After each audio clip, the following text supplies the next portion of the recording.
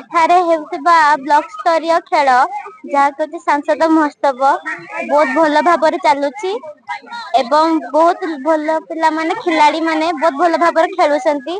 आशा करूची कि एई खेलडा आगे जाके बहुत भल हो एवं आमे खेल द्वारा आगे को भी जाई परिबा।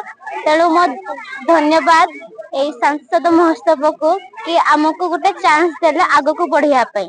सांसद खेल महोत्सव आज द्वितीय दिवस तालचेर एवं एठारे होउथिबा एई प्रतियोगिता हमर तालचेर ब्लॉक अंचल जेते ग्रामांचल जेते प्रतिभा अच्छी से आविष्कार करने की यार गोटे मुख्य उद्देश्य रही एवं एमानंको किभली उपयुक्त तालीम दि जाए जातीय आंतर्जातिक स्तर में पहुँचेबा ए खेलर मुख्य लक्ष्य। तेणु मान्यवर सांसद जो कार्यक्रम रही तेणु यह एक महत्वाकांक्षी योजना एवं यह मध्य हमर देशर मान्यवर प्रधानमंत्री एक कार्यक्रम।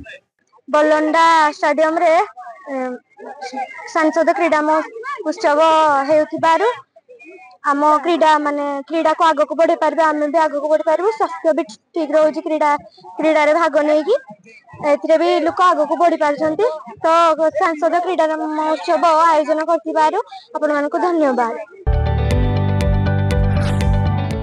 जदि आपंक आम भिडी भल लगा तेब आम चैनल को लाइक शेयर और सब्सक्राइब करने को जमा भी भूलु नहीं।